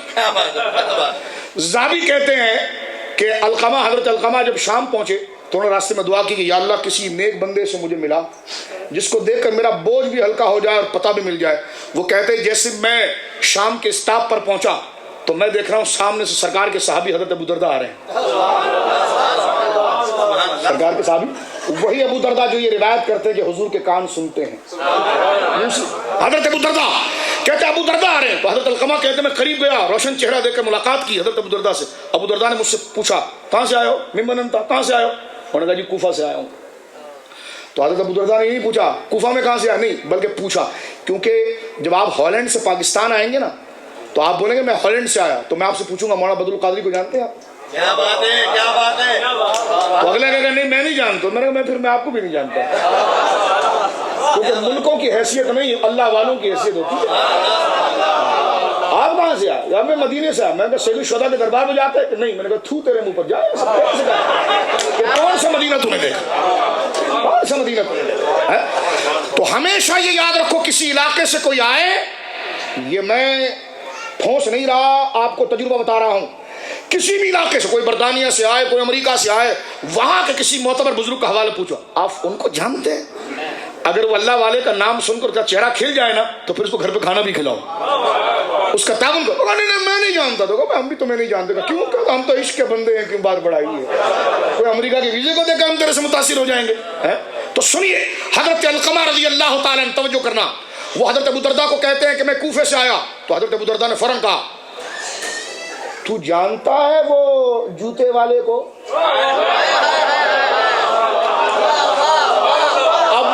اب آپ دیکھیے اس میں بڑی کرامت ہے، وہ حضور کی غلامی کی نسبت سے پکار ہے، یہ نہیں کہہ رہے ہیں تو جانتا ہے ابن مسعود کو؟ وہ کہتے ہیں ان کو نہیں جانتا، میں تو محدث ہوں۔ وہ نہیں، باریک سی بات پوچھتے ہیں تاکہ اگلے کا عقیدہ پتا چلے کہ یہ تو سب جانتے ہیں۔ کہاں؟ سعودیہ سے آئے ہیں؟ ٹھیک ہے سعودیہ سے آئے ہیں آپ کبھی گئے ہیں روزہ رسول پر؟ کبھی ہاتھ اٹھا کے دعا کی ہے آپ نے؟ یعنی وہ چیز پوچھو جس سے فوراً ایکسپوز ہو جائے۔ تو غلامی یہ دیکھیں یہ یہاں پر کرن موجود ہے۔ حضرت ابو درداء صحابی ہو کر یہ نہیں کہتے کہ کوفے سے آیا، اچھا آپ کیسے ابن مسعود کیسے یہ نہیں پوچھا، بلکہ پوچھا کوفے سے آئے ہو؟ کہاں؟ کہا وہ جوتے والے کو جانتا ہے؟ وہ بسترا سنبھالنے والوں کو جانتا ہے؟ تو بھائی جوتے تو سب کے ہوتے ہیں، وہ اپنے جوتے سنبھالتے ہیں، بسترے تو سب کے ہوتے ہیں، لیکن یہ مطلق جب بولا تو حضرت علقمہ کے چہرے خوش ہو گئے، فرمایا ہاں ابن مسعود ہی کے علاقے سے آیا ہوں۔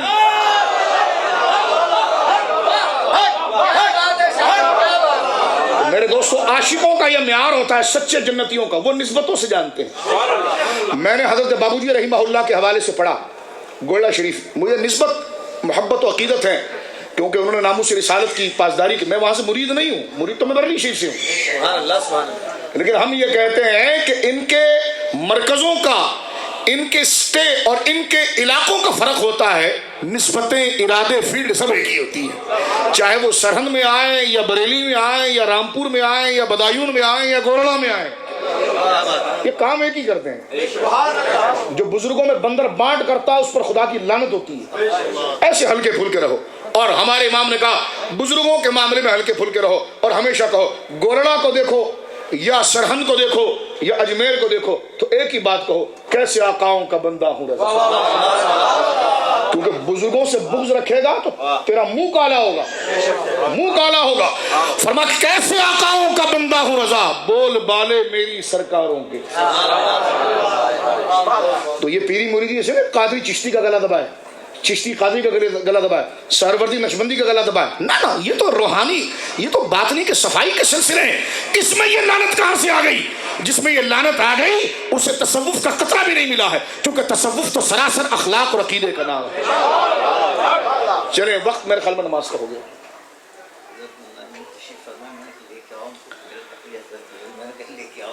اچھا تو یہ ایک جملہ آپ سن لیجیے، تشریف فرمائیں، لا رہے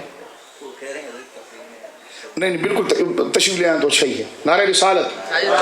اب ذرا توجہ کریں میری طرف میرے دوستوں۔ حضرت علقمہ رضی اللہ تعالی عنہ، ان سے حضرت ابو دردہ نے یہ پوچھا، تم جانتے ہو وہ جوتے سنبھالنے والے کو؟ بولے سبحان اللہ۔ جس رام وہ جانتے ہو ہر امام والے کو؟ وہ جانتے ہو حضرت بدر القادری والے کو؟ جانتے ہو؟ تو ان سے پوچھو چوبتا ہوا جہاں سے وہ ایکسپوز ہو، کھلے، نہیں ہم نہیں جانتے۔ تو ہم نے کہا تجھے بھی ہم نہیں جانتے، داڑھی اتنی بڑی، ہم نے کہا پھر بھی نہیں جانتے۔ کہ میرا قد اتنا، میں نے کہا نہیں جانتے۔ کہ بخاری لائے، میں نے کہا پھر بھی نہیں جانتے۔ کہ قرآن پڑھتے، میں نے کہا پھر بھی نہیں جانتے۔ پتہ نہیں کسی سکھ سے پڑھ لیا ہو تمہیں، ہمیں کیا پتا۔ اچھوں کے نسبت سے آ، کچھ بھی نہیں آئے گا تو سروں پر بٹھائیں گے تجھے، کیونکہ ہم عشق کے بندے ہیں، کیوں بات بڑھائی ہے؟ ہم کیا ہے بولیے؟ عشق کے بندے ہیں، کیوں بات بڑھائی ہے؟ تو حضرت عبداللہ بن مسعود کا آپ نے مقام دیکھا؟ بولیے سبحان اللہ۔ ان کو یہ فضیلت ہے، علم کے بادشاہ ہیں، آفتاب و مہتاب ہیں۔ حضرت عبداللہ بن مسعود یہ ان کا مقام ہے۔ اور یہ فاروق اعظم کے بارے میں کیا کہتے ہیں؟ مجھے تو شاید تمہیں کسی کلاس میں بٹھا کر وہ استاد چھڑی لے کر نہیں بیٹھتا اور پھر تمہیں ایک مہینہ یہاں پر سمجھانا چاہیے، ٹھیک ہو کر بیٹھ جاؤ، ٹھیک ہو کر بیٹھ جاؤ۔ اور سنو اس بات کو توجہ کے ساتھ، حضرت عبداللہ بن مسعود رضی اللہ تعالی عنہ اتنی بڑی شخصیت ہو کر فاروق اعظم کے بارے میں کیا کہتے ہیں؟ طبرانی میں موجود ہے۔ شاہ ولی اللہ نے لکھا ایک بات، شاہ ولی اللہ کہتے ہیں ازالہ کے اندر، وہ کہتے ہیں حضرت عبداللہ بن مسعود ایک بات کہتے تھے، کہتے ہیں میں ایک دفعہ حضرت عمر کی مجلس میں گیا، مرشد دا دیدار، میں حضرت فاروق اعظم کی مجلس میں گیا، فرمایا مجلس چل رہی تھی اور فاروق اعظم پر کیفیت طاری ہوئی، اور فاروق اعظم نے اپنی زبان سے کہا اللہ۔ تو حضرت عبداللہ مسعود صحابی ہیں، بدری صحابی ہیں، علم میں یہ مقام ہے، قرب مصطفی میں یہ درجہ ہے۔ کہتے ہیں میں نے حضرت عمر کا چہرہ دیکھ کر پڑھا اللہ، فرمایا اس کے بعد پوری سال تک میں اللہ اللہ کرتا رہا، وہ لذت نہیں آئی جو فاروق اعظم کو چہرے کو دیکھ کر کلمہ پڑھنے میں آئی۔ کیا بات ہے، کیا بات ہے۔ تو یہ مرشدوں کی شان ہوتی ہے، یہ صحابہ سے مسئلے حل ہوئے ہیں۔ اور حضرت عبداللہ مسعود سے کسی نے، ان کے شاگرد نے کہا کوفہ میں آپ حضرت عمر کا ذکر کرتے رہتے کیا وجہ؟ فرمایا حضرت عمر کا ذکر جہاں ہوتا ہے نا وہاں بوریت ختم ہوتی ہے، کیونکہ حضور نے فرمایا جہاں عمر ہوتا ہے نا تو وہاں شیطان نہیں آتا، شیطان اس راستے کو چھوڑ کے بھاگ جاتا ہے، شیطان اس راستے کو چھوڑ کر کیا ہو جاتا بولیے؟ جیسا کہ حق آ جائے تو باطل بھاگ جاتا ہے نا، بس اسی معنی میں آپ سمجھیے، بالکل حقیقی معنی اس کی تعبیر یہی ہے کہ جہاں عمر گزر جائے اور عمر کا گزر ہو جائے اس راہ کو شیطان پکڑتا نہیں، اس لیے کہ جہاں حق آ جائے وہاں باطل کا گزارا نہیں ہوتا۔ حضرت ابن مسعود سے کسی نے کہا کہ حضور آپ فاروق اعظم کا اتنا ذکر کرتے ہیں، اس کی وجہ کیا ہے؟ فرمایا تو ذکر تو بہت دور کی بات ہے، تو عین ذات کا ذکر ہے نا۔ کہتے ہیں ہاں، فرمایا لو کنت اعلم قلبا، آپ کہتے ہیں نا سگے مدینہ سگے بغداد، یہ گز گز کی تعریف یہ تو ہندوستان سے عقیدہ رہا ہے، میں نے کہا ہندوستان سے تو رامائن لایا، ہم نے ہندوستان سے مسلمانوں والا عقیدہ لایا، اس لیے تمہارا وہ ٹائی والا رامائن تو پڑھتا ہے، قرآن نہیں پڑھ سکتا. ہم تو دیکھتے کبھی پڑھے گا، ابھی اس کو تو کلمہ نہیں پڑھنا آتا. کلمہ پڑھتا ہے تو اگلا بولے کسی مسلمان نے اس کو کلمہ نہیں پڑھایا. ذاکر نے کہتے ویدے اتنی پڑھ رہے، اتنی لمبی لمبی. میں نے کہا ویدے پڑھے، ہندوؤں کی کتابیں پڑھتا، مسلمانوں کی نہیں پڑھتا. ورس مرس اور اس کے حوالے تو دیتا، قرآن بھی تو پڑھ، تاکہ ہم بھی تو دیکھیں اندر کوئی سکھ بیٹھا ہے کیا بیٹھا ہے. اور قرآن بھی اگر کبھی پڑھ دے تو اتنا غلط املا اور اتنا غلط تسلط کہ بندہ کہ او ہو ابھی فرشتے لعنت اس کی شکل پہ اتار رہے ہوں گے. اتنی غلط عربی تو کسی نے نہیں پڑھی. ہاں بالکل اتنی گندی زبان. اور آپ سنیے تانا دیتے ہیں کہ یہ اپنے آپ کو مدینے کا کتا کہتے ہیں، بغداد کا کتا کہتے ہیں. اللہ نے تو ان کو انسان بنایا. میں نے کہا وہ تمہارے مولوی صاحب کو تم ان کو شیر کہتے ہو تو ان کی دم کتنی لمبی ہے. اور حیات الحیوان کے اندر علامہ دمینی رحمہ اللہ لکھتے ہیں سب سے گندی بدبو شیر کے منہ سے آتی ہے. تو پھر تو سارا مجمع نہیں یار آپ گستاخی کر رہے ہیں ہمارے. تو میں نے شیر کی صفات بیان کر رہا ہوں. لمبی دم ہوگی، وہ چنگاڑتے ہوں گے، وہ لوگوں کا خون پی جاتے ہوں گے، اور جہاں گوشت دیکھتے ہوں گے تو بس کتے کی طرح لپک جاتے ہوں گے. کہنے لگے نہیں گستاخی کر رہے ہیں آپ. میں نے کہا شیر کے اندر یہ ساری عادتیں. بولے نہیں، صرف ایک وصف ہے، وہ بہت بہادر ہے. مثال دی ہم، بہت بہادر ہے. بہادر ہے، تشبیہ کمال کے لیے نہیں ہے. تو میں نے کہا اسی طرح کتا کہہ کر وہ جانور مراد نہیں ہے، بلکہ اس سے مراد اس کی وفاداری ہے. اور تم تو ایسے ہو کہ تمہاری گز بھر کی داڑھی، تمہارا ذکر قرآن میں نہیں، لیکن ایک کتا ایسا ہے جس کا ذکر بار بار قرآن میں آیا ہے. اس کا ذکر بار بار، سورہ کہف اٹھا کر دیکھیں، بار بار اس کتے کا ذکر آیا. تھا کتا، چلا ولیوں کے ساتھ، تو پاک کلام نے بار بار ذکر کیا. فرمایا 4 وہ 5واں کتا، 6 وہ 7واں کتا، 7 وہ 8واں کتا.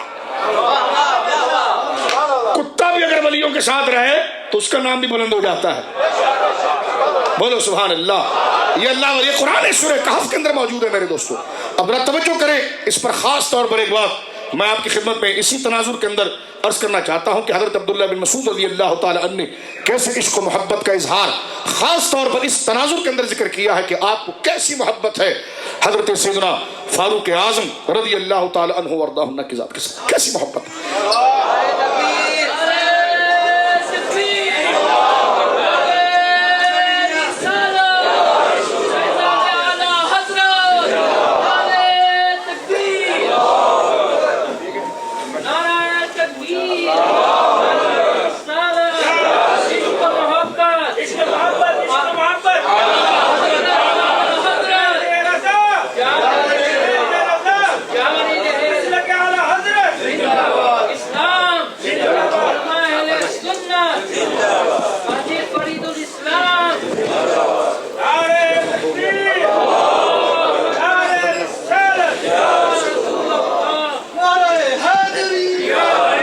بیٹھ جاؤ، پڑھو الصلاۃ والسلام علیک یا رسول اللہ، الصلاۃ والسلام علیک یا رسول اللہ. جو نہ بھولا ہم غریبوں کو رضا، یاد اس کی اپنی عادت کیجئے. وقت تو نہیں ہے کہ سواد ابن قارب کے بارے میں مزید کوئی تفصیل عرض کروں، لیکن ایک بات جو میں نے چھیڑ دی اس کو میں ختم کر دوں کہ یہ سارے عشق کے قافلے ہیں. حضرت عبداللہ بن مسعود کو آپ نے دیکھا کہ ان کا لقب پاک کیا تھا؟ صاحب النعلین. وہ صاحب الوساط، سرکار کا بسترا بچھانے والا. بولیے سبحان اللہ. سرکار کے جوتوں کو سنبھالنے والا. وہ اپنا نام نہیں ذکر کرتے، اس بات سے ان کا تعارف ہوتا ہے. حضرت عبداللہ بن مسعود سے کسی نے پوچھا فاروق اعظم کا اتنا ذکر کیوں کرتے ہیں؟ تو انہوں نے بتایا چہرے کی بات. تو فرمایا ان کا ذکر تو ان کا ذکر ہے. اس سگے مدینہ کے لفظ پر جو بھونکتے ہیں ذرا ان کو سنیں ابھی آپ. کہتے ہیں یہ تو ہندوستان کی اصطلاح ہے. میں نے کہا ہندوستان میں جو بات آئی ہے وہ مدینے سے آئی ہے. تم ہندوستان سے ویدے لائے ہو، ہم تو ہندوستان سے خواجہ والا ایمان لے کر آئے. تم اپنی چیز ہم پر کیوں کھڑی کرتے ہو؟ کہتے ہیں وہ ہمارے پاکستان میں بھی کچھ جو بڈھے جماعتی ہوتے ہیں نا، جماعت غیر اسلامی بڈھے خسٹ بالکل، وہ کنفیوژن پھیلانے کے لیے. نہیں دراصل یہ جو یہ کرتے ہیں نا، یہ دراصل ہم انڈیا سے آئے ہیں تو بہت سی عادتیں نا لے کر آئے ہیں. تو میں نے کہا یہ آپ جو مزاج ہے نا، داڑھی تیری سفید ہو گئی بڈھے، میں نے کہا یہ جو مزاج تو یہ ہندوؤں والا مزاج ہے، اور ہم جو مزاج لے کر آئے ہیں یہ صحابہ کا مزاج ہندوستان میں آیا اور وہی پاکستان میں آیا، وہی پوری دنیا کے اندر آیا. سنیے، اور میری بات آپ کو سخت اس لیے لگے گی شاید کہ آپ ابھی محبوبوں تک رابطہ نہیں کر رہے اپنا، کیونکہ میں اپنے باپ کی تعریف نہیں کر رہا، میں اپنے استاذ کی تعریف نہیں کر رہا، میں ان کی تعریف کر رہا ہوں جنہیں خدا نے شاہد مطلق بنایا ہے۔ ابھی تو موضوع کھولا ہی نہیں ہے ہم نے، ابھی تو موضوع کھولا ہی نہیں ہے۔ توجہ رکھو میرے دوستو، حضرت عبداللہ بن مسعود سے جب پوچھا کہ آپ کتنی محبت کرتے ہیں فاروق اعظم سے، فرمایا ان کی محبت تو ان کی محبت ہے، فرمایا مجلسوں میں ان کا ذکر کیا کرو، وہ مجلس مقبول ہوتی ہے اور اس سے نحوست ختم ہوتی ہے، اس سے بولیے نحوست ختم ہوتی ہے۔ فرمایا آپ اتنا ہر جب دیکھو حضرت عمر کا ذکر کرتے ہیں، فرمایا حضرت عمر تو حضرت عمر ہیں، اب عشق کی مزاج دیکھیے جو بریلی اور رامپور اور بدایون اور سرہند و گولڑا میں آیا ہے، وہ آیا کہاں سے ہے؟ توجہ کریں، حضرت عبداللہ بن مسعود طبرانی اوسط میں موجود ہے، فرماتے حضرت عمر تو حضرت عمر ہیں، فرمایا لو کنت اعلم کلما یحبہ عمر، خدا کی قسم اگر میں کسی کتے کو دیکھوں جو حضرت عمر کی گلی سے گزرتا تھا، واللہ لا احببتہ، خدا کی قسم میں بدری صحابی ہو کر اس کتے سے بھی پیار کروں گا جو حضرت عمر کی گلیوں سے آتا ہے۔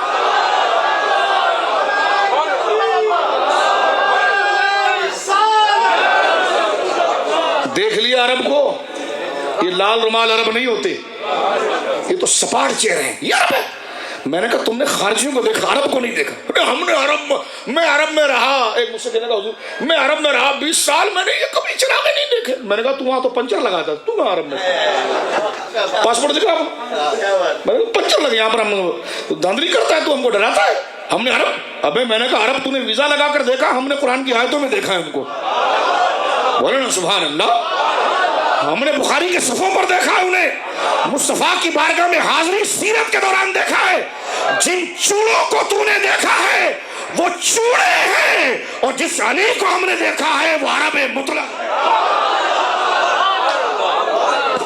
کوئی روب میں آنے کی ضرورت نہیں، حرم کے امام ہے، اور میں نے کہا چپ کر کے بیٹھ، حرم کے امام ہے۔ مروان کہاں کا تھا؟ بیت المقدس کا امام تھا، وہ بھی تو حرم کا امام تھا، اور ہمارے علماء نے کہا پکا لنگتی تھا وہ، حضرت حسن کو گالیاں دیتا تھا، وہ امام حسین کو گالیاں دیتا تھا، بخاری اٹھا کر دیکھیں کتاب الجنائز اور کتاب الحج، گالیاں دیتا، حضرت عائشہ کی توہین کرتا تھا، صحابہ کی توہین کرتا تھا، یزید کا دلال تھا، عثمان غنی کے قتل میں اس کا ہاتھ تھا، یزید کو خلیفہ بنانے میں اس کا ہاتھ تھا، اس کا باپ تو اتنا بڑا بدبخت تھا کہ سرکار اپنے حجرے میں تھے اور وہ خبیث دروازے کی کناریوں سے دیکھ رہا تھا، سرکار نے فرمایا نکالو اس لعنتی کو یہاں سے، اتنا بڑا گناہ روئے زمین پر کسی بندے نے نہیں کیا ہوگا جو حکم نے کیا تھا۔ سرکار کو دروازے کی کناریوں میں سے سرکار اب موجود ہے اپنے حجرے کے اندر اور دروازہ بند ہے، وہ خبیث دروازوں کی جیریوں میں سے حضور کو دیکھ رہا تھا، سرکار نے فرمایا نکالو اس خبیث لعنتی کو مدینے سے باہر۔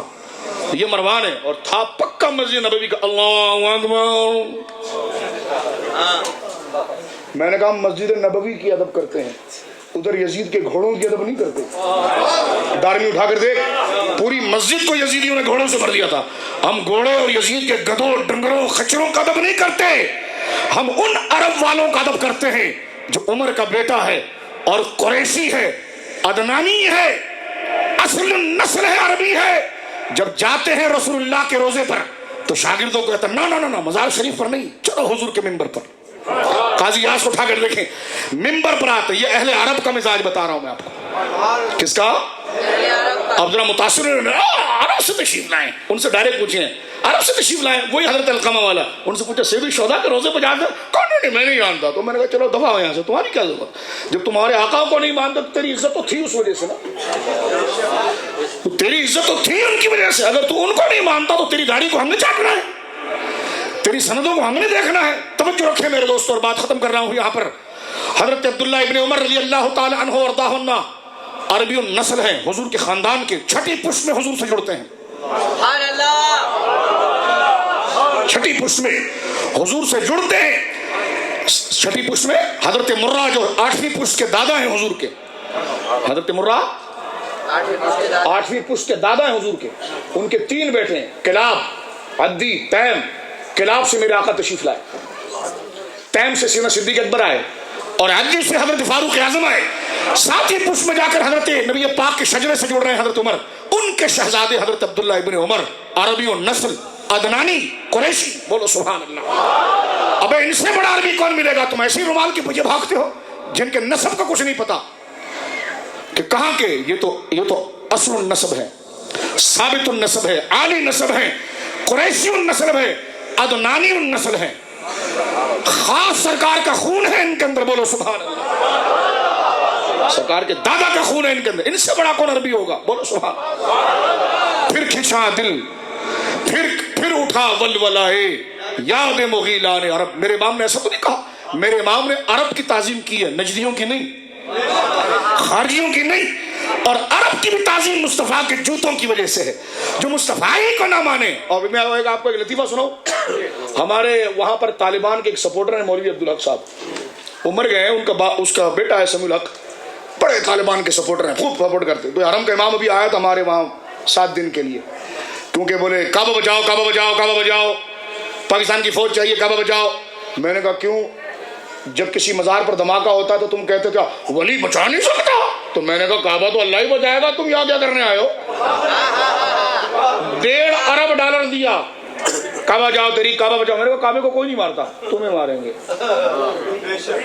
کیونکہ تم نے پہلے والوں کو مارا ہے، تو یہ تو مکافۃ العمل ہے۔ کعبے کو کون گرائے؟ کعبے کا کوئی خطرہ نہیں ہے، سمجھ رہے میری بات آپ؟ اور وقت فتنہ ہی بات کرنے میں مزہ آتا ہے میرے دوستو۔ سنو، حضرت عبداللہ ابن عمر رضی اللہ تعالیٰ عنہ جو عربی النسل ہیں، حضرت عمر کے بیٹے ہیں، قریشی ہیں، سرکار کے خاندان سے ہیں، عشق دیکھیں اہل عرب کا۔ میں نے ابھی آپ کو کہا نا، مجنوں بھی عربی کا تھا، لیلا بھی عرب ہی کی تھی، عشق مجازی بھی وہاں پر منسوب ہے، عشق حقیقی بھی منسوب ہے۔ اور مجھے کہنے دیجئے، عرب کے تو دشت و صحرا بھی مٹھاس سے بھرے ہوئے ہیں، وہاں خشکی کہاں ہے؟ وہاں خشکی کا، وہاں خشکی تو اس بھیڑیے کے منہ پر ہے جو مسجد نبوی چیخ رہا ہوتا ہے، اس کے منہ کے اوپر ہے، اس اندھے کے منہ کے اوپر ہے جس کو چھینی سے ٹھوک کر آنکھیں اندر کر دی گئی ہے، جیسے آگ کا سوراخ پیچی سے کسی نے نہیں مارا۔ آپ عرب والوں کو دیکھتے ہیں تو دیکھیں نا کبھی حضرت ابو ہریرہ کے چہرے، حضرت علی کے چہرے کو دیکھیں۔ میرے دوستو، حضرت عبداللہ ابن عمر رضی اللہ تعالیٰ عنہ ایسے عاشق ہیں عرب کے، مصطفیٰ کے ایسے غلام ہیں کہ سرکار کے روزے پر جا رہے ہیں تو روزے پر نہیں جاتے، پہلے حضور کے منبر پر جاتے ہیں۔ آپ جب عمرے پر جاتے ہو کسی نعت خواہ کو ساتھ لے جاتے ہو، نہیں لے جاتے تو کوئی مل جائے تو اس کو کہتے ہیں ذرا تھوڑا کرنٹ تو پیدا کر، کرنٹ تو پیدا کر، تو وہ پڑھتا ہے پھر کون پوچھے تیری بات رضا، اس گلی کا گدا ہوں میں جس میں مانگتے تاجدار پھرتے ہیں۔ تو آپ کے دل میں خیال پیدا ہوتا ہے او میں ایسی مجلس میں آیا، اور اس وقت حضور کی محبت کا سمندر دل میں جوش مارتا۔ آپ جیب سے کچھ نظرانہ نکالتے کہ پکڑ بیٹا تیرا تو کام ہوا، اب میرا بھی کام ہو گیا، جا انہیں جانا ہے تو جا، اب میرا کام ہوا، اور آپ روانہ ہوتے ہیں۔ کیا مطلب؟ اس کی منزل یہ ہے کہ محبوب کی بارگاہ میں جائیں تو دل غافل نہ رہیں کہ تیری وحشتوں سے دل مجھے کیوں نہ آر آئے، تو انہی سے دور بھاگے جسے تجھ پر پیار آئے۔ تو عاشق پہلے چنگاری بھڑکانے کے لیے یادوں کی جگہوں پر، یادگاروں پر جاتے ہیں جہاں سے محبوب کا کمال ظاہر ہو، محبوب کی یادیں تازہ ہو، اور پھر آپ کے وجہ منیر کے قریب جائیں۔ یہ طریقہ بریلی والوں کا، بدایوں والوں کا، سرہند والوں کا، گورڑا والوں کا بعد میں ہے، یہ ملائی عرب والوں سے ہے۔ حضرت عبداللہ ابن عمر صحابی رسول ہیں، سرکار کے خاندان کے ہیں، قریش الاصل ہیں۔ جب سرکار کی مزار شریف پر جاتے ہیں تو ڈائریکٹ مواجہ شریف پر نہیں جاتے، بولو سبحان اللہ، نہیں بھی بولو تب بھی تمہیں بولنا یہی پڑے گا میرے بھائی، اس کے بغیر گزارا کسی کا بھی نہیں ہے۔ یہ ٹرو گیری سب یہاں رہ جائے گی، کام جو آئے گا وہ صرف اس کے مصطفیٰ آئے گا۔ ہم فلانے میں آپ کو ڈانٹ نہیں رہا، ایک بات بتا رہا ہوں تاکہ پورا خمار اترے دماغ سے۔ سنیں میرے دوستو، حضرت عبداللہ ابن عمر حضور علیہ السلام کے منبر پر جاتے، قبر پر نہیں۔ کہاں جاتے بولیے، بولو زور سے، کہاں جاتے؟ کہاں جاتے؟ اور پھر منبر پر ہاتھ پھیرتے۔ نجدیہ سخت ہی گندی ہے طبیعت تھی، تجھے کیا ملا رہے؟ ہاتھ پھیرتے، اور ہاتھ پھیرنے کے بعد وہ جو مٹی لگ جاتی اس کو اپنے چہرے پر ملتے۔ میں نے کہا یہ عربیوں نے کیا نہیں؟ کہا کیا۔ تو میں نے کہا مانتا کیوں نہیں؟ میرے امام نے کہا افر منکر یہ بڑا جوش تعصب، آخر بھیڑ میں ہاتھ سے کم وقت کے ایمان گیا، ابے میرا مرید نہ بن، مصطفیٰ کا عاشق تو بن، مجھ سے چڑھ رہا تو چڑھ جا لیکن مصطفیٰ کا غلام تو بن۔ صحابی رسول میری مائیں سنے، ہاتھ پھیرنے کے بعد وہ مٹی جو ہاتھ پر لگ جاتی اس کو چہرے پر پھیرتے، شاگرد کہیں ہنسے نہ تو کہتے آقا بیٹھتے تھے،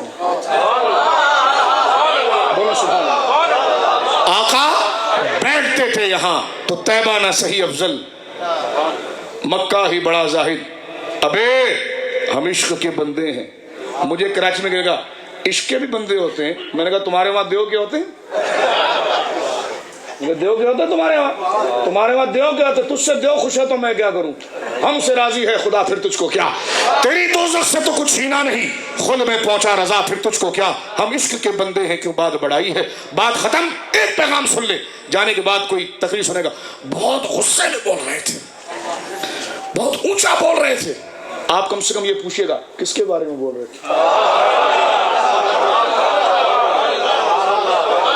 بہت غصے میں بول رہے تھے. کہا وہ تو 4 گھنٹہ کرسی پہ بیٹھ رہے تھے، کسی سے نہیں بولتے. یہاں کیوں غصے میں بول رہے تھے؟ کہا جی غصے میں بول رہے تھے. تو آپ پوچھے کس کے بارے میں، کس پہ غصہ کر رہے تھے؟ نہیں بس آپ بتائیں، اچھی عادت ہے کوئی. آپ کم سے کم آپ ڈائریکٹ نہیں بولا نہیں ہمارے وہاں بھی 1.5 شانے ہوتے ہیں. نہیں ہاں یہ تو پھر غصہ، عالم کو غصہ کہا تو غصہ کہا. تو میں نے کہا یہ دروازے بند کر کے تم اتنے غصے میں چوروں کے سوچتے ہو؟ دروازہ کھولو. آئے وہ اندر آئے، تجوری کھولے، لے جائے. اتنا غصہ چور سے، گاڑی کو بھی لاک کر دے. کتنے تنگ نظر ہو دیکھو یار. بہت ہم سے لوگ کہتے بڑے تنگ نظر ہے، بڑے متشدد ہے، کچھ نہیں سمجھتے، بہت ڈھیٹ ہے. تو میں نے کہا تم سے بڑا ڈھیٹ کون ہے دنیا کے کتے؟ تو اپنی دکان کو تالا لگا کر آتا ہے، گاڑی کو بند کر کے آتا ہے، دروازے کو وہاں بند کرتا ہے. تو تیرے سے بڑا کوئی متشدد نہیں ہے؟ بیچارہ چور آئے اگر لے گیا 10-15 لاکھ یورو تو کیا بیچارے کو کیا ہوگا؟ غریب آدمی ہے، لے گیا. کوئی تیری 5 لاکھ یورو کی کار لے گیا، بیچارہ آدمی تھا. آپ بولیں گے بھائی کیا کر رہے ہو، بیچارہ میری ساری دولت. تو میں نے کہا وہ بھی اسی طرح ٹھگ مار بیچارہ ہوتا ہے. اللہ رسول کی بات سنیں. وہ ہمارے وہاں قصائی ہوتے ہیں، قصائی قریشی قصائی. وہ بڑے بھولے ہوتے ہیں، ان کی اردو بڑی مختصر ہوتی ہے، وہ چھوٹی میں بہت بڑی بات کرتے ہیں. بس جب بیٹا ان کا بچپن میں ایک خاص بات بولتا ہے نا تو لفظ لائق پر نہیں بولتا میں، تو پھر مٹھائیاں بانٹتے ہیں. بیٹا کامل ہو گیا ہے. تو ان کے اندر ایک معیار ہے. تو میں ان کے وہاں کبھی کبھی رہا، امام بھی رہا ایک آدھ ساتھ. تو مجھے کہنے لگے شاہ صاحب بڑا عجیب مسئلہ ہوا. کہنے لگے کیا؟ کہنے لگے مجھے وہ لے گئے تبلیغی، کہنے لگے اللہ رسول کی بات سنو. میں نے کہا بھائی عجیب آدمی، اللہ رسول کی بات سنو. توبہ ہم تو نہیں سنیں گے، ہم تو نہیں سنیں گے. تو بھائی اللہ رسول کی بات سنو. تو کہا میں نے کوئی گربان پکڑ لیا. ابے جب 2 بات کر رہے ہیں تو کیوں بات سنوں میں؟ اب اس کی سمجھ جتنی تھی سمجھے آپ. میں نے کہا تو نے بے وقوفی میں بھی کمال پا لیا، تو نے بے وقوفی میں بھی کمال پا لیا. بولے اللہ رسول کی بات بھائی توبہ کر رہے اللہ رسول کی بات سنیں. کیسے کیوں سنے اللہ رسول کی بات؟ اب وہ وہاں سے سمجھ رہا تھا، سمجھ رہے آپ. اسی طرح نے کہا بھائی نیاز کرو اللہ کی نیاز. ابے بولے اللہ تو بے نیاز ہے، اللہ کی نیاز کی کیا ضرورت ہے؟ تو کبھی کبھی بھولا آدمی جو ہوتا ہے نا، جس پر فیض ہوتا ہے تو اپنا عقیدہ بولیے بچاتا. تو کوئی بولا نا بہت سخت بول رہے تھے. تو آپ پوچھے کس کے بارے میں بول رہے تھے؟ تو جب نہیں بولے تو پھر آپ ذرا گردن دبابے بولنا کس کے بارے میں بول رہے تھے. کہنے کہ گستاخوں کے بارے میں. تو تو نے بیٹی تھی نہیں وہاں پر، کیا بات ہے، تو نے کوئی خاندان کوئی رشتے کرنا ہے تو ان سے. ابے گستاخوں کو سخت نہیں بولیں گے تو پھر کس کو سخت بولیں گے؟ پھر آپ میں سے کوئی اٹھے گا. لیکن وہ خوش ہو کر بھی کچھ کہہ رہے تھے، خوش ہو کر بھی کہہ رہے تھے، دعائیں بھی دے رہے تھے. تو کہ وہ کس کو دے رہے تھے؟ کہ اے مصطفیٰ تیرے چاہنے والوں کی خیر، تیرے گنبد سے محبت کرنے والوں کی خیر ہو. اے مصطفیٰ تیری نعتیں پڑھنے والوں کی خیر ہو، خیر ہو. اے مصطفیٰ تیری عظمت بیان کرنے والوں کی خیر ہو. طیبہ نہ صحیح افضل مکہ ہی بڑا زاہد. ہم عشق کے بندے ہیں پھر کیوں بات بڑھائی ہے. یہ سارا ثواب حضرت سواد ابن قاری کی روح کو بھیجتے ہیں. وقت نہیں رہا، پھر کبھی موقع ملا تو پھر، کیونکہ ہمارا واقعہ ایک ہوتا ہے، بات بہت لمبی ہوتی ہے. اللہ رب العالمین جل وعلا ان بزرگوں کے قدوم میمونت سے ہمیں وابستہ رکھے. مرنا سب کو ہے، اللہ اہل حق کے ساتھ مارے اور ان کے نام پر مارے جن کے نام پر بندہ مرتا نہیں ہے، ہمیشہ کے لیے زندہ ہو جاتا ہے. وآخر دعوانا الحمدللہ.